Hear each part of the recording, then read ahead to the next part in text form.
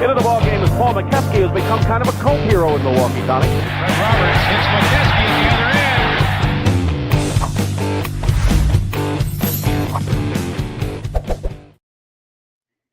end. And good evening, everybody. Welcome to the latest edition of We Got Next. I'm Ricky Hampton with the big fella, former NBA player, Paul McKeskey, coming to you on a Monday evening.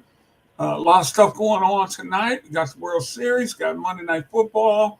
So we're starting a little bit earlier tonight. Chiefs, number one team in the AFC. They will Chiefs, be baby. Chiefs and the Lions in the Super Bowl. I'm calling it now, Mo. Yeah, we tried that last year. It didn't work. Well, first and foremost, man, how you doing? I'm doing good, man. Just hanging out. Had a little kind of health scare last week, and my leg took a turn for the worse. But everything's good now and getting better, and that's just how we get older, man. You know that. Hey, keep fighting the good fight, brother. That's But right. Mo, we got a lot of stuff we got to get to. There's something going on. There's something going on in the NBA. Is there? What? A little bit. That's, let's say I forgot who said that. A little bit. A little bit. A huge story broke in the NBA last week. I think it was either Thursday or Friday. Chauncey Billups, beloved here in Detroit, Hall of Famer, NBA champion, current coach of the Portland Trail Blazers, was arrested for his part in a gambling scheme by the FBI. And Chauncey wasn't the only guy. Terry Rozier was arrested for manipulating points. No, giving inside information. Giving up this inside information. And their speculation, more names could be coming out as this story moves forward. And Paul, I mean, you have seen it all in this game at every step from player to the front office. When you saw this, what was the first thing you thought? No kidding. I mean, like everyone's like so shocked. Like, why would you be shocked? The amount of billions of dollars that's gambled every year in this country on multiple things, and the amount of money that floats around, and the things you can gamble on and bet on. You see my thing up there. Don't bet on sports, man. Go play some blackjack or poker machines, and because you never know. Who's playing, who's injured. Who has a nagging injury. That's what a lot of these guys were doing. Damon Jones was doing that. Damon Jones was assistant coach in the NBA for a long time. He was LeBron James's friend. He was in Cleveland. He was with the Lakers. And guess what? If I'm LeBron's friend and I go out to lunch the day of a game, and hey, Bronny, how you feeling, man? I don't know, man. My knee's tweaked, and I don't think I'm gonna play tonight. Ding, ding, ding, ding. All you got to do is give someone that knows what they're doing with that information, and they can turn that into hundreds of thousands of dollars right off the bat. And that's part of the, it used to be you gambled on the winners, the losers, and point spread and total. Now you bet on all these parlay bets. How many rebounds Paul McKeskey is going to get? How many assists is Ricky going to get? 0, because he doesn't pass the ball. But That's right. But there's so many things to bet on and all these parlays. So I bet on Ricky having 1 assist and Paul McKeskey having 3 rebounds. I get 5-1 odds on that. So there's so many ways to go, and people are all, these guys are making. I mean, Terry Rozier is making $24 million this year. Chauncey made over $100 million in his career. Yeah, but you never know, as a player, you never know how he spent his money, if he has money or if he has a problem and he gets in over his head. Like, these guys that make, 10, 20, 30, 40, 50, $60 million a year, They ain't like you and me, Ricky. They ain't putting $10 bets on blackjack. They're making $100,000 bets, $200,000 bets, $500,000 bets. So that stuff adds up. I mean, Charles Barkley, I was watching him on one of the interviews, and he was saying, you know what? I don't know if I had a gambling problem, but I had a competitive problem. And they're like, well, explain that. He said, well, I won over $1 million in one night 10 times in my life. I lost over $1 million in one night 30 times in my life. But, he said, I'd be at a table or what, and I'd be up 3, 4, 500,000. And my friends would be going, okay, that's enough. Let's cash in and let's go have a good time. And he would say, no, I got to get to $1 million. I got to get to $1 million. So there's all kinds of different problems that can go on. And, inside information, manipulating bets, and it's just, it's not surprising to me. Hey, Mo, we want to welcome our friends out there watching tonight. Please send us your questions and comments, anything you got on your mind about this subject and anything else that's going on. David checks in. Hey, what's up, David? He said, are these isolated situations or is this just the tip of the iceberg? Well, the big names, we see Chauncey Billups, Terry Rozier, Damon Jones, guys like that. There's 30 people were arrested in the last 2 days, 30. So, that means it's widespread. And, I've talked to, the thing that surprises me the most of all this is the rigged poker games. So you're talking about, there's big time poker games happening all over the country all the time, where you can go in, into someone's hotel room or house and you're looking at, $100,000 buy-in, $200,000 pots. These are big time gamblers. But they were with the mafia. And what's interesting, Ricky, is, we think of the mafia in New York. The mafia that was talking about these rigged poker games was La Gaza Nostra, the mafia in Italy. That's who was rigging these games. And what they did is they rigged the dealer machine so, it would be rigged and people would know what hand was dealt. 1, 2, 3, 4, 5, 6. And which was going to be the winning hand. There's a way to do that. Also, they were marking cards that if you wear glasses or contacts, you can see what the hole cards are. You can see right through them. And there's X-ray tables that were used so you could see people's cards.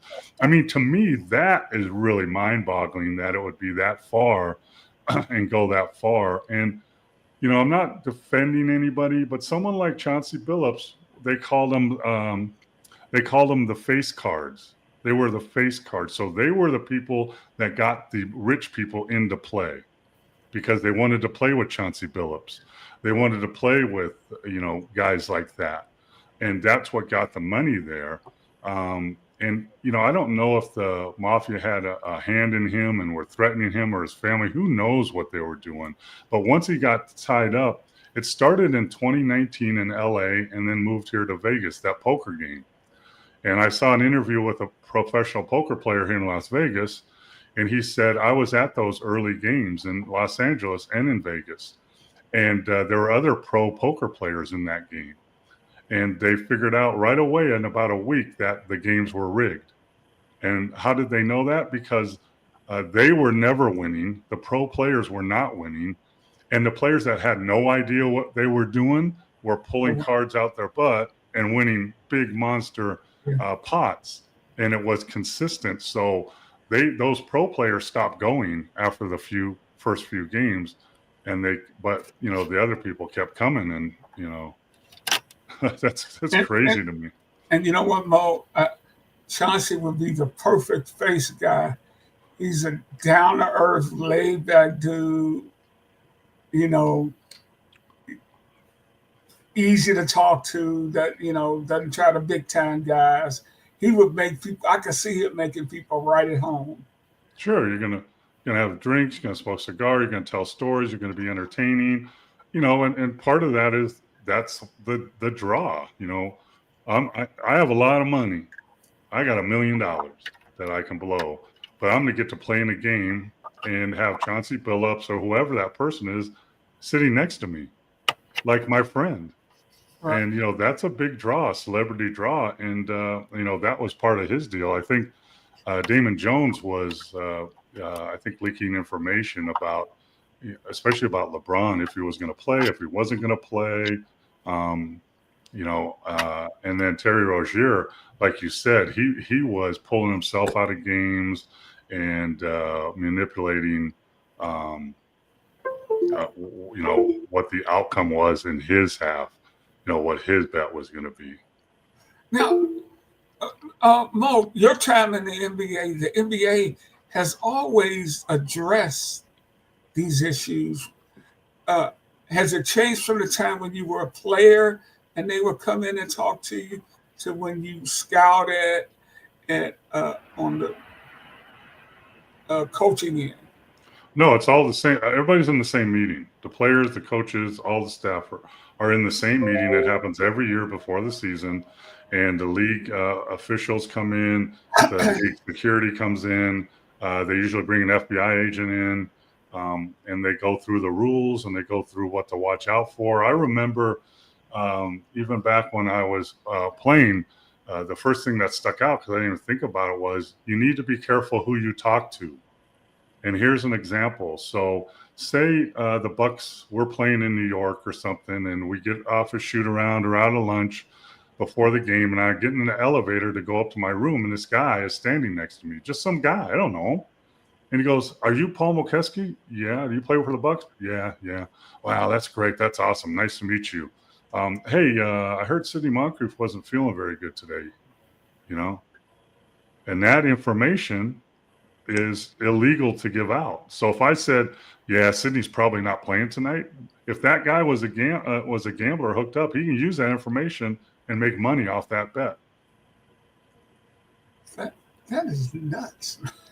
Yeah. I mean, you could be out at lunch, you could be wherever. And, someone says, "Hey, LeBron's ankle is bothering him, right? How's he feeling?" David, what should Billups and Rozier be banned from NBA basketball? I don't know the facts. They got to get their day in court first, right? Yeah, nothing's going to happen till that happens, which could take a year or more. And what I hear is they're both being paid. I don't think they're on unpaid leave because they're not guilty yet. So supposedly Terry Rozier is going to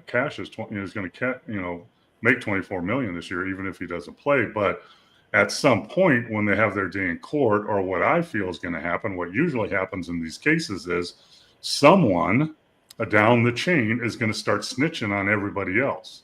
And they're going to make a deal for themselves, and then they're going to start naming names and giving people more evidence so they can get the people that were higher up. That always happens.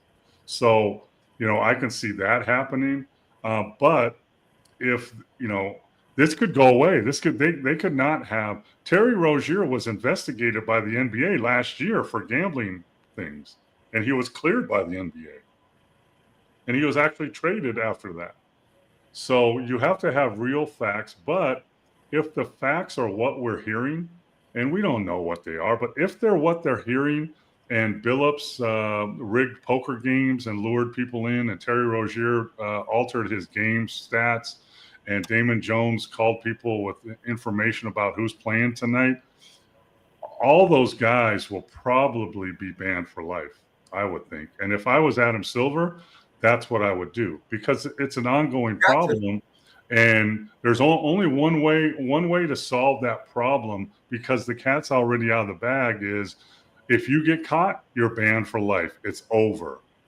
And because if there's a little leeway in there, maybe you're banned for a year or two, but you can come back, then that gives the opening for guys and to continue to do what they're doing and take that chance. And I don't think you can risk that, and you can risk that with the league, because we had the whole Tim Donaghy referee situation, and that put a shadow over the league. And that took years to get over. And people still, it's so, the NBA is rigged, and here's the game plan, like a wrestling match. Here's who's going to win tonight. I don't believe that. But do I believe that inside information is valuable to gamblers and can leak out? Absolutely, for sure. And gambling has been part of athletics for as long as I can remember. Athletes are competitive people. I mean, I used to laugh at, hearing stories about Michael Jordan would bet on anything. He would bet on whose luggage comes out first at the airport. In the airport, we flew commercial, so we're in the airport. Nelly would get somebody on the pinball machine and, bet $20 a game, whatever. We would play cards, spades or whatever. And, obviously not for what they're playing for now. I mean, you're looking at, we were betting, $20, $100. I know for a fact, I've been on team planes where, games in the back with the players, they have hundreds of thousands of dollars on the plane. That's just, and they gamble heavy. And I don't know if it's still like that, but I know it was like that 10 years ago. I've been there. And I know players after a 3-hour flight, they win 50, 60 grand from other players. And that was a problem back before too, when I think Gilbert Arenas and someone got in an altercation with a gun because someone owed somebody money, and Charles Oakley, I believe.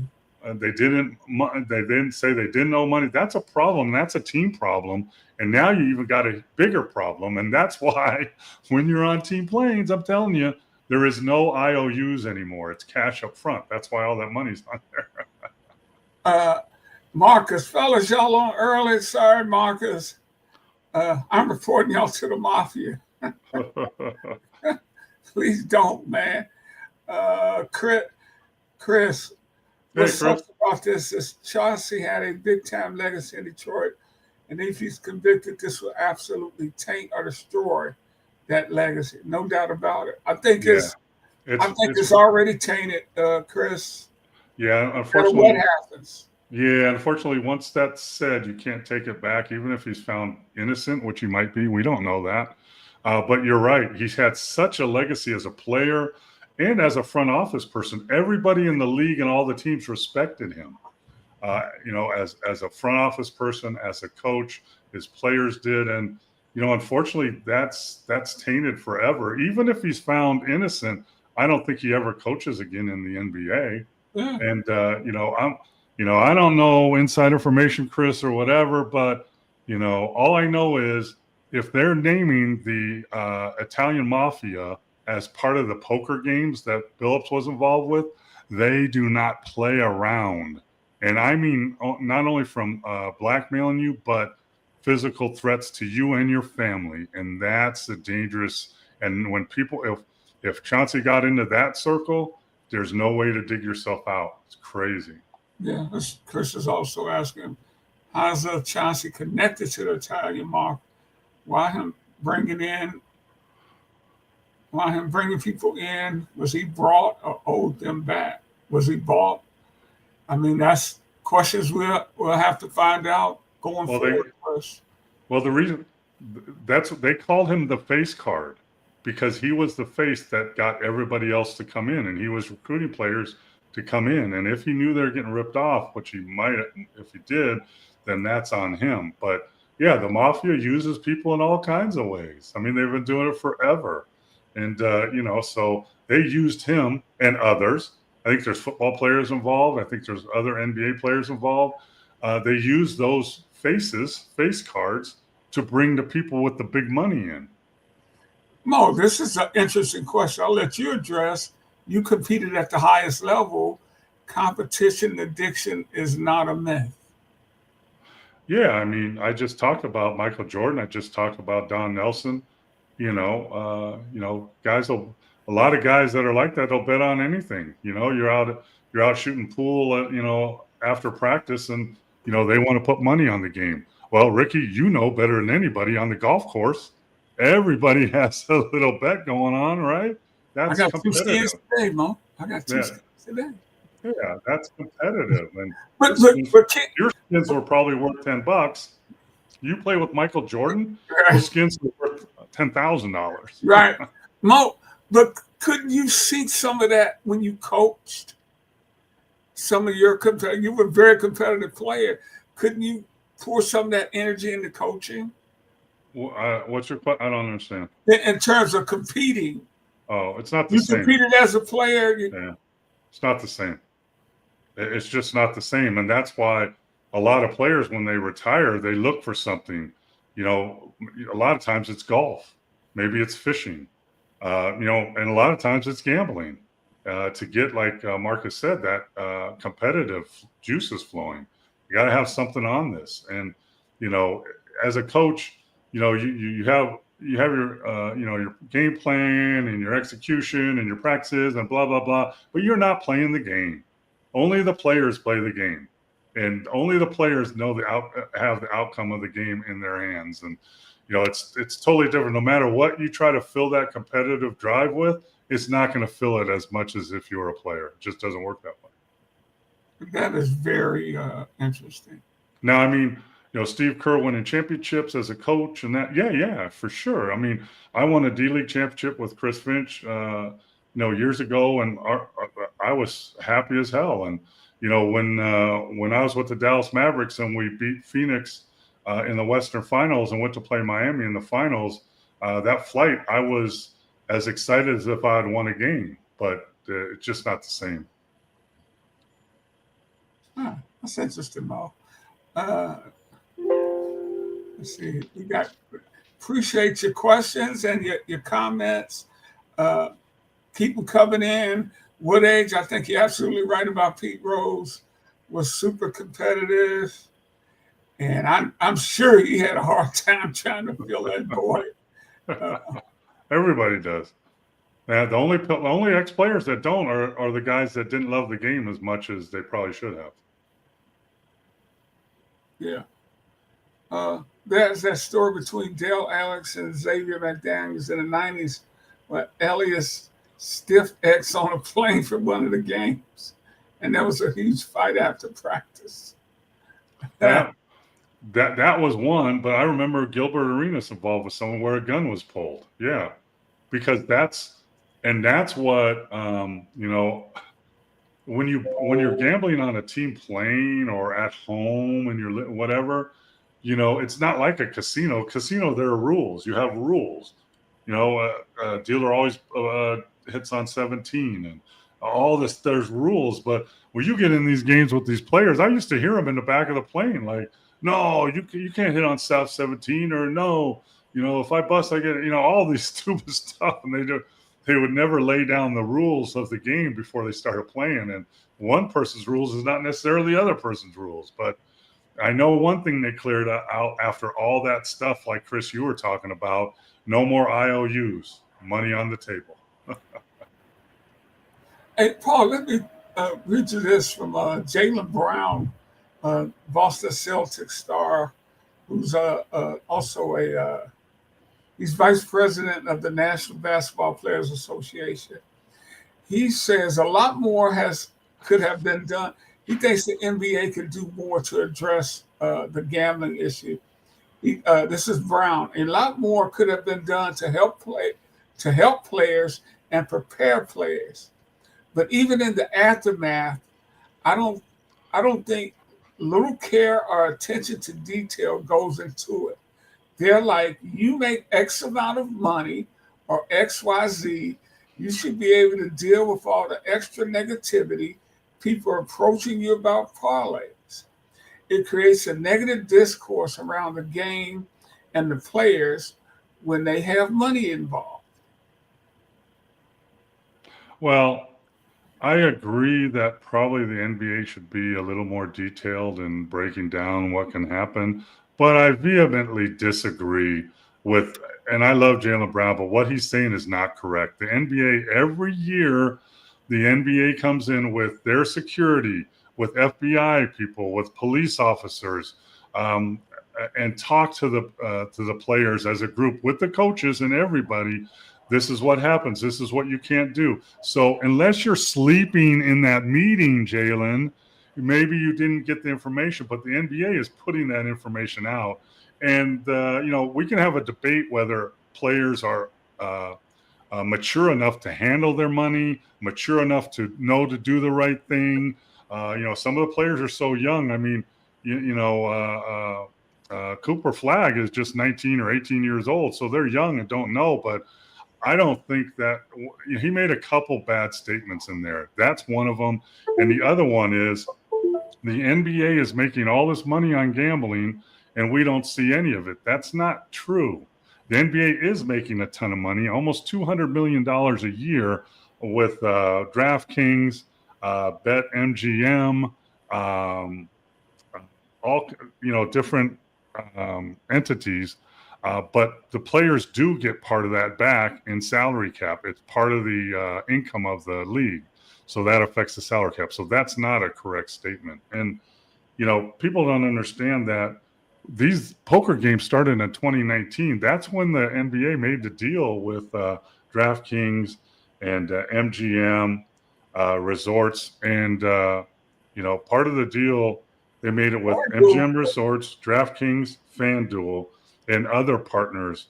And this is how they make their money. And what I understand is between 160 to 200 million a year. The first thing that the NBA does and makes money on is they sell their data from the games. They sell their stats from the games. They sell their live stats so FanDuel and those entities can take bets during the games. So they sell that to those entities and make money on it. They also sell sponsorships. Companies can be the official gaming partner of the NBA. They sell advertising on TV, on the internet. They sell advertising to those companies. And then media assets partners use logos, team logos. So DraftKings and FanDuel, they can use the team logos that the NBA has the rights to. So that's all where they're getting their money from. It's pretty educational. We're going to definitely get into some basketball too, because there's a lot to go on talking about the start of the season. Chris, love you both, Ricky and Mo. Thank you, Chris. Your take on Austin Reeves' historic night against the Kings. 51 points, Mo. Only two other Lakers, Elgin Baylor and Kobe Bryant, had a game like Reeves. 51, 11 boards, and 9 assists. Well, people understand that there's some great players in the league, and Austin Reeves can score. But 51 points, I know the team they were playing weren't very happy because he shot 22 free throws. And I brought that up the other day about Shea Alexander shooting 40 free throws in the first two games. So, but I think in general, scoring's up in the league. I mean, Luka's averaging 46 points a game. SGA's averaging 40. That's never happened, I think, since Wilt Chamberlain and nobody else probably. So I think scoring's up because the way that the game is refereed and the free throw shot. But for Reeves to score whatever he scored, that's let's think about this, Chris, if you're still there. Aaron Gordon scored 50 against the Golden State Warriors. Aaron Gordon scored 50. So, so that's kind of, he's making all these threes. So I just think that's part of the NBA now. And but Mo, a couple of things about what he did last night. Austin Reeves. Austin Reeves was not highly recruited at all out of college. He played 5 years, wasn't drafted. You look at these 5-star, and he was none of that, man. And has made himself into an NBA, a quality NBA player. Yeah, it's taken years, and he's got his opportunity. He's taken the most out of it. I mean, that's why, we talk all the time, draft picks. Who cares? Right. I mean, half the first-round draft picks aren't in the league after 2 years. So what? And most of the second round don't even make a team. It's your judgment of somebody and what they are, what they can be, and how they fit into your team. That's what's important. And Austin Reeves, Aaron Gordon was the same way. He didn't get recruited by a lot of people. He wasn't expected to do much, and now he's been a starter on an NBA championship team, and now he's a big contributor. So, trying to evaluate all these players so early on, and not given the opportunity to grow like Reeves and Aaron Gordon. It's not right. And, the teams that have patience, work with this stuff. And the teams that lose their patience fast and deal these players away and they become better where they go is, that's a problem for the front office in the NBA. And just how good these guys are in the NBA. Malachi Flynn 3 years ago, Malachi Flynn had 50 points for the Detroit Pistons. He is now playing in Athens, Greece, somewhere. He can't even keep a job in the NBA. Athens, Greece is big time basketball, baby. He probably makes $2 million a year.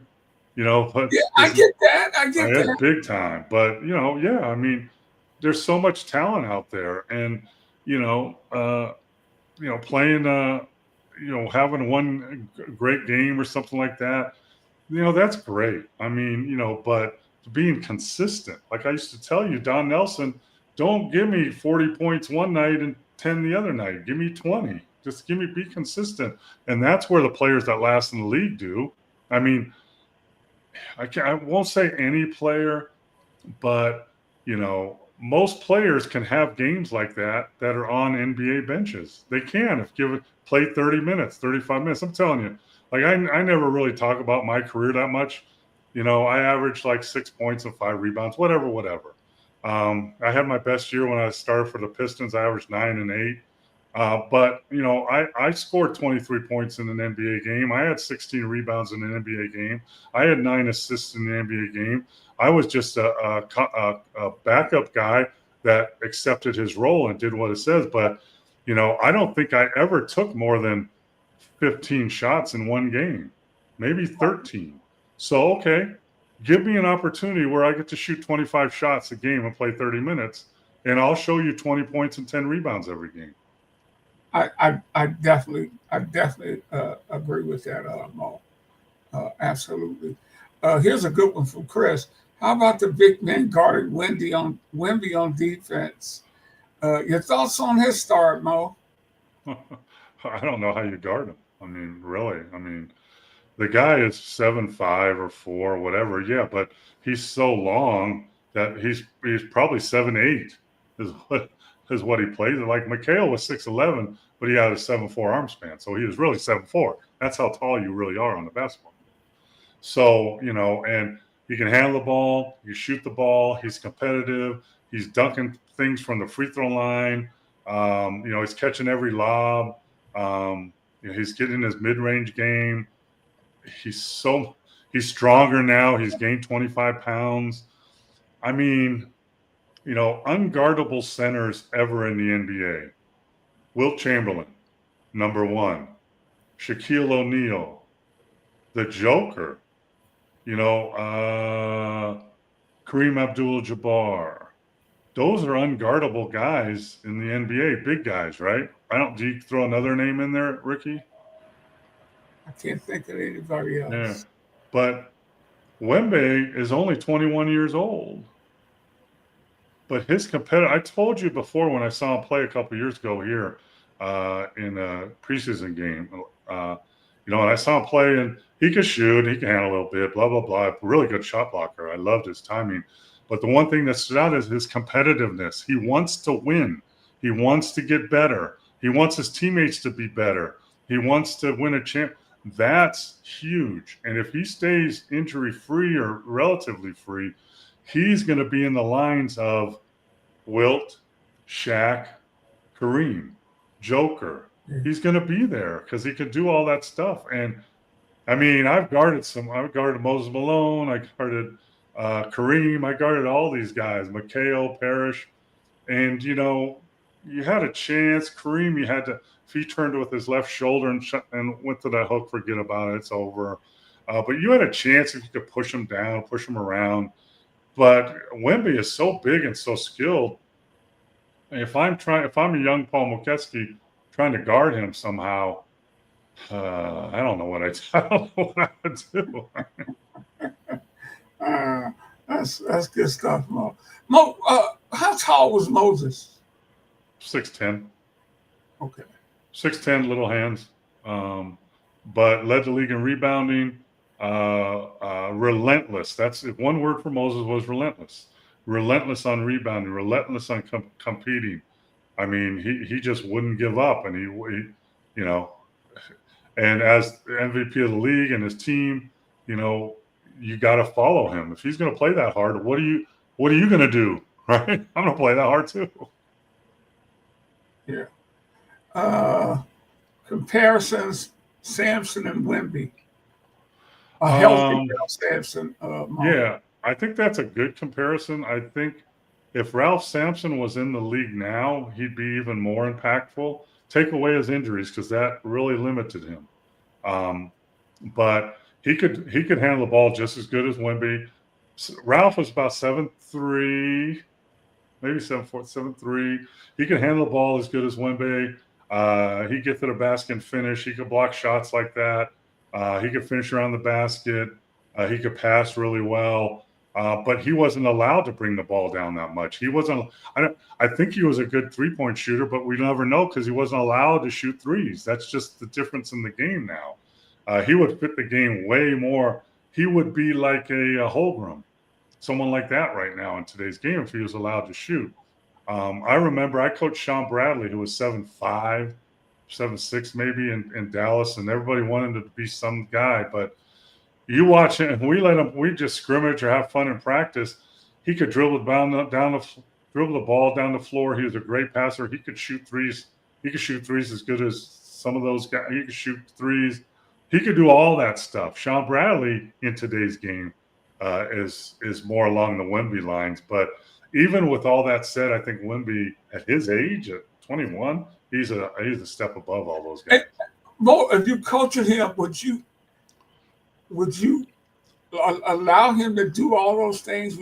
Would you give him some 3-point shots? How would you? He's so good at damn near everything. You would just let him go. Yeah, but I would caution. Listen, you can shoot a 3 whenever you want. You're 7'5". You shoot the ball up here. No one can block. You can shoot whenever you want. But that doesn't mean that that's the best shot for you or for us, our team. And but as long as he's shooting, 33, 35, 30, whatever that, yeah, for sure. And Wemby's smart enough. You look, what did he have the other night? I think he had 40 points and 15 rebounds, right? You know how many threes he took? 3. He took 3 threes because he's smart enough to know. He was driving by Anthony Davis, one of the best big defenders in the league, and taking off and dunking on him left-handed. I'm like, golly. But yeah, I wouldn't. There's no, you could do things well and help the team win. More power. I don't care how tall you are. Mo, I see why you were such a great coach. You would be great to play for. Hey, dude, shoot that thing if you want to, man. Yeah, but you better make them. You better make a lot of them, or you're not. Then we got a problem. If you're coming down and jacking up threes, we got a problem. It doesn't help us as a team, and it doesn't help you as a player. You're driving on people and dunking left and right hand. Do that. Get to the free throw line. So, there's a little give and take too. Your thoughts on this comment? Wemby's more skilled than Garnett. Yeah, I think, but the same thing, Chris. Garnett wasn't allowed to bring the ball down the floor. Garnett wasn't allowed to shoot a lot of threes till later in his career. So there's no telling if Garnett could have been as town. But the thing is, Wemby's 5 inches taller than Garnett, so it's a different animal. It's just different. But all those guys, I know I get on my high horse about Wilt Chamberlain, but watch Wilt Chamberlain video with the Harlem Globetrotters. He was bringing the ball down and passing between his legs because he was, but in the NBA, he wasn't allowed to do that. See, Mo, this is why I want to play with you. You just said it. Ricky, you can shoot whenever you want. No, I said if you can make it, you can shoot. You keep making them, you can shoot. You start missing them, you need to pass the ball, Ricky. Hey, Mo, but before we move on, any final thoughts on this whole gambling thing? And as a former player, how do you feel about? Because this is your league. This is still part of the league you helped build. Yeah, I mean, it's concerning because of what can be done now. Parlay bets, over under, all this stuff is so easy to fix, you know. So unless you're considering taking out all the parlay action and just leave it straight bets and point spreads and that, then there's not much you can do. You've opened the Pandora's box, and you've also got in bed with FanDuel and all those other, you're in bed with them. You made a deal. You're selling your stats to them so they can do it live stats. So it's not going to go away. I think Marcus brought it up. The competitive gene in a lot of players does carry over, and I mean Ricky, you're playing for skins today because you're not playing for free. You're playing for skins, whether they're $1, $10, whatever, because it's kind of in your blood. You're competitive too. So, and that's not going to go away. I just think it's mind-boggling to me that someone that makes $24 million a year falls for that stuff, or someone like Chauncey Billups, who I think got in over his head and the mafia turned their key on him. But you just got to be super careful. And I think, like I said before, Adam Silver needs to slam that door. And if these guys are found guilty or someone pleads guilty to get a lesser sentence, they should be banned for life from playing, coaching, or any aspect of the NBA. Then that will set a precedent for other people. Okay, I'm making a lot of money, but you know what? I want to kind of get in a little bit and do all that. But if I get caught, I can never play again or even coach again or be a front office person again. That, I believe, that will detour a lot of this. Yeah. And let's get into the start of the season.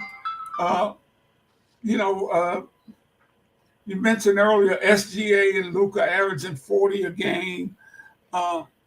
Just your thoughts on what we've seen so far. Well, I know it's early, and I watched the Bucks game today that I had on tape, and I watched SGA, and but one thing, I mean, it drives me crazy, and we've talked about this before, and I think it does have an impact on these guys scoring, is every time you go to the basket and create contact and fall down, if you're a star enough, you're shooting free throws. Yeah. No one wants to see a free throw contest. In the SGA game against Houston, I think they shot 91 free throws. 91 free throws. Usually in a game, an NBA game, there's between 40 and 50 free throws. 91. I mean, I think, and I don't think it should be the craziness of when I played in the 80s and whatever. And I don't think that, you should be able to tackle people or, no layup or something like that. But at the same time, you have to be tougher on guys going to the basket, and they have to have, the defense has to create the contact, and it has to be meaningful contact. If not, play on. Play on. Stop rewarding players for driving into the paint, finding a body or an arm, flailing into them, and falling down, and then you give them 2 free throws all the time. I think that will curtail some of the wild scoring, and I think what I understand is most people out there will enjoy the game more. Nobody wants to see a free throw shooting contest. So that's a concern I have for all these players. When Aaron Gordon and Reeves can score 50 points in a game, wait a minute, what's going on there? And I just think the game has gone that way, and it's been going that way in the last couple of years. 3-point line took over a couple of years ago. Now it's drive to the basket, flail into somebody, and get to the free throw line. I know the refs that I used to play, that ref when I was playing. If I did that, or regular players did that, and they would just look at you like, what do you want from me, man? That's not a foul. Get up. Exactly.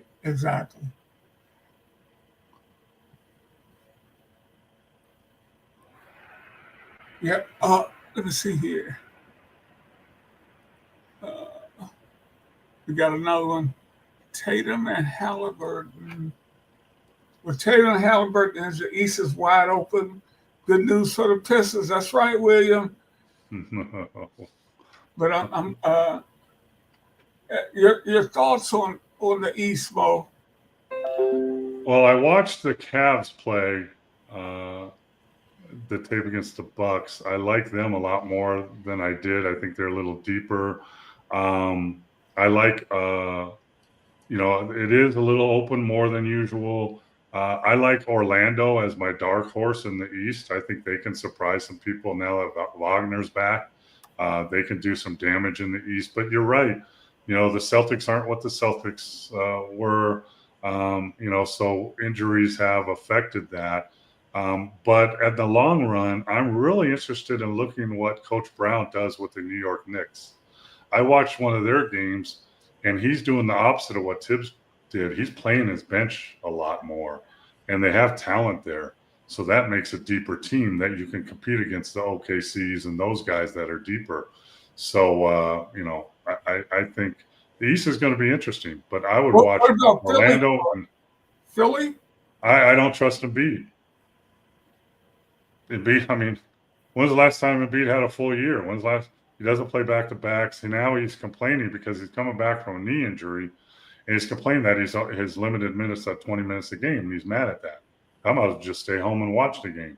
Well, that concerns me with, why don't you play 20 minutes and help us win? I love Maxey on that team. He's a great guard, but I just don't trust Embiid in being able to be healthy. The best ability in the NBA is availability. Can you play in games? That's it. I mean, you look at Luka's out now for a couple weeks. LeBron is out. Guys are already out, and that's, you got to be healthy. OKC went pretty much the whole year without major injuries, and that's how they won a championship. Part of it. Yeah. Tell me who's healthy. Giannis is off to a great start, as Steve was just saying. Yeah, I watched him. Actually, I watched that game. I taped it. I watched it this morning. He's still over driving, over penetrating. He's looking to pass more. He made some nice passes for assists. I like their front, with Turner and Portis. I like their front court. I don't like their back court. They're young, so they're going to be challenged. And Steve, I'm sorry, but I watched the game, and it was a close game. And then Giannis came down when they're down 3 and drove it into the middle with all the guys there and tried to throw up something. And, yeah, he got fouled, but they didn't call it. Turnover, down the other end, layup, 5-point game. So that part of Giannis drives me crazy. Yeah.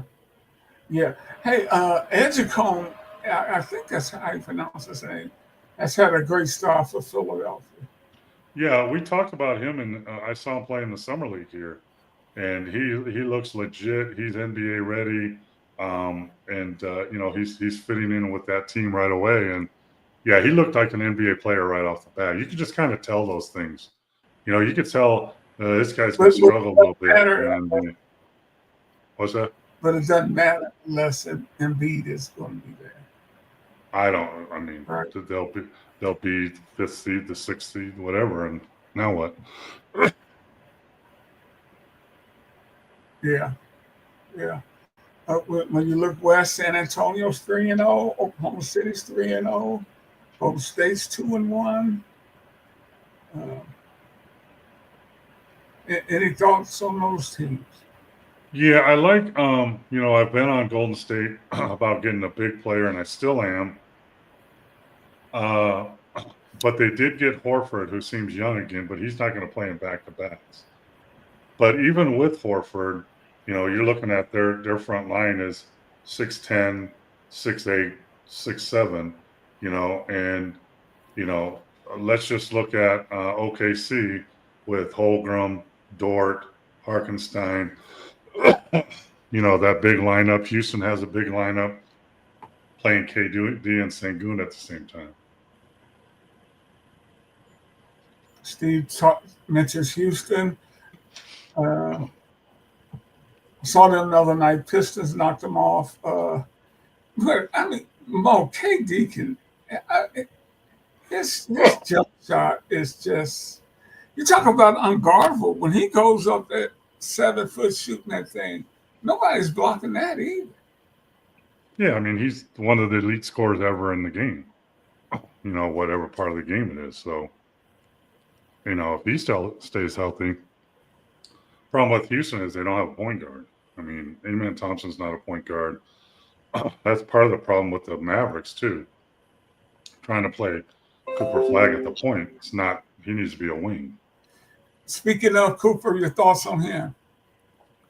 Well, I know he struggled against Wemby in the first game, but he's playing a point guard. I don't like that at all. But I guess he had 22 and something last game. I mean, he's going to be fine.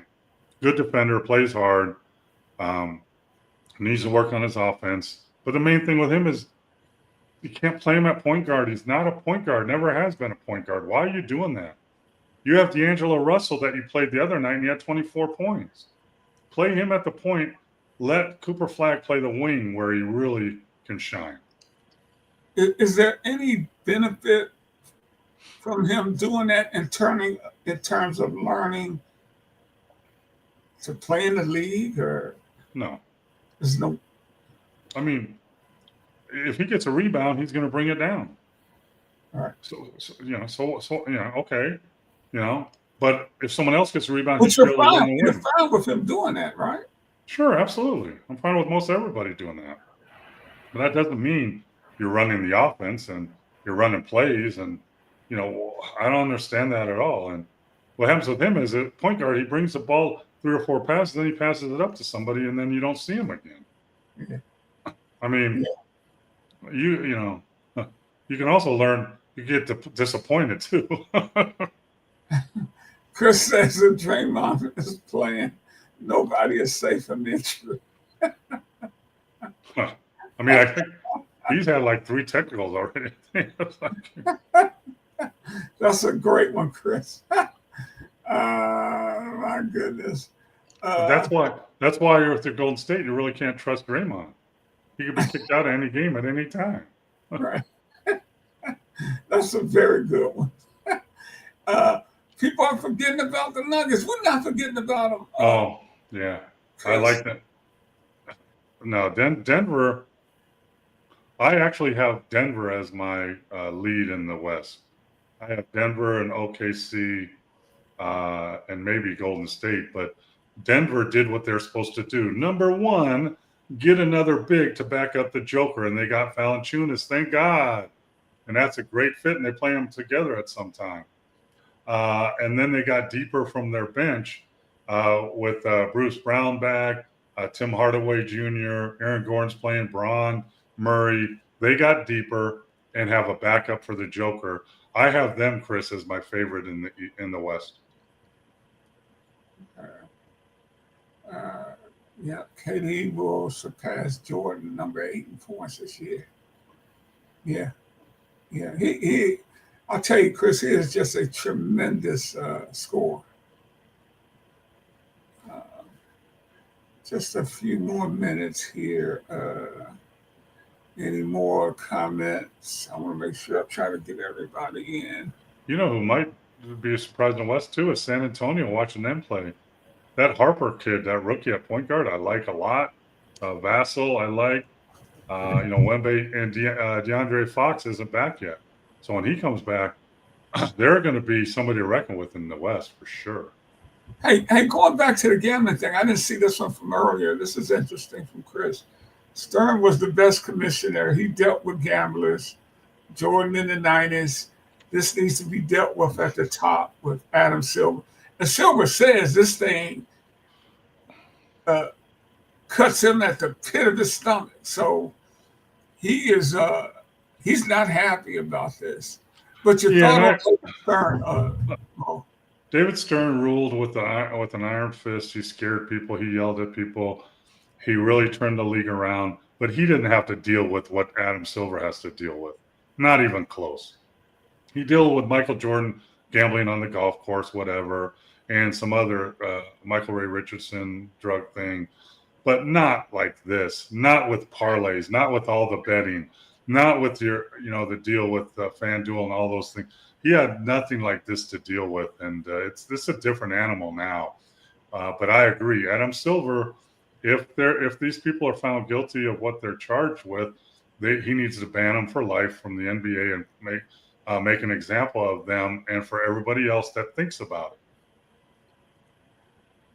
Can the Clippers ever get anybody in LA to care about them over the Lakers? Nope.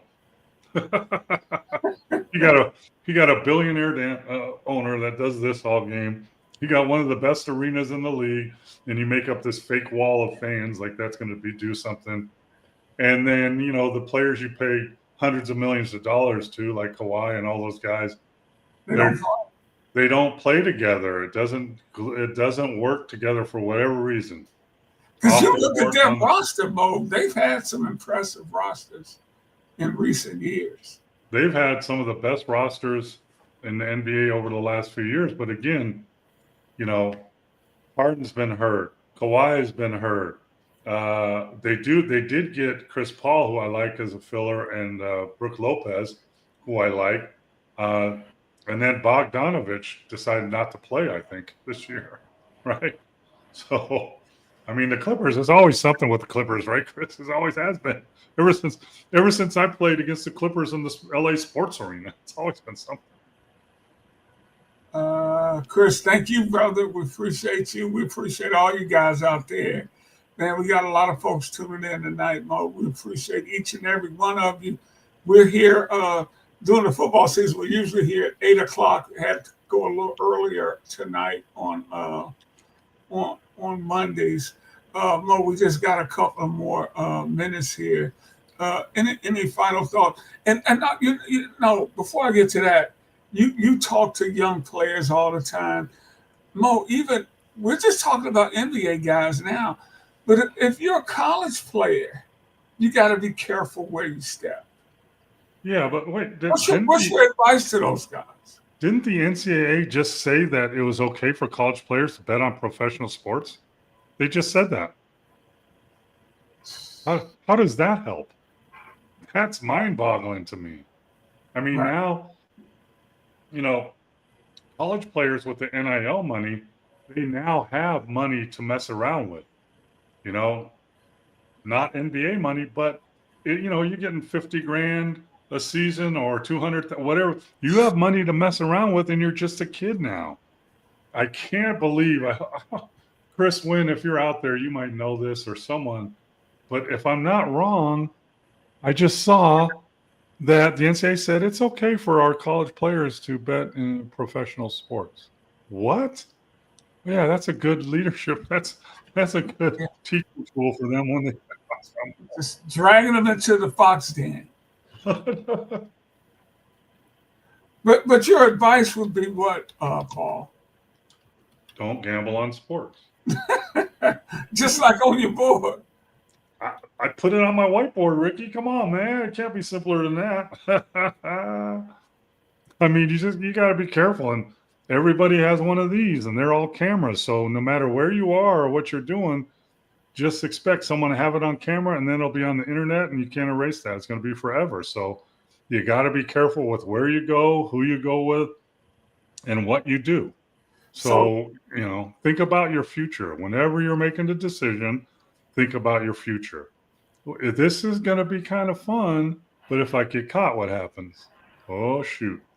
That's one thing that when you're young, you don't think about that. I'm never going to get caught. I'm always going to have fun. But, if I was saying something to the young athletes out there, especially with NIL money in college and stuff, just be careful and invest that money, because that money, it comes and goes. You just never know. But, So, Mo, starting November 1, college athletes will be allowed to bet on professional sports. They're still prohibited from betting on collegiate sports. What's the difference? I mean it makes no sense. That's mine. So chalk that up with another thing that the NCAA did wrong. Doing NIL money the same year they had the transfer portal rule, wrong. letting college players gamble on pro sports wrong. Come on, man. What are you doing? Wow. That doesn't make any sense at That all. makes no sense whatsoever. Well, hey, man, we got to get out of here. Thank you, guys. Steve, I just saw your note. I'll be sure to look into that, by the way.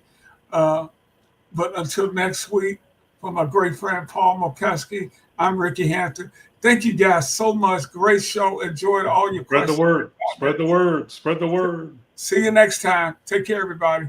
Later. Go. Oh, Canada. Put on a suit, drink water, don't drink and drive. Hey, man, call your mother. It means nothing. It means nothing. No, they lying to you. It's about the money. Now you're more fluent.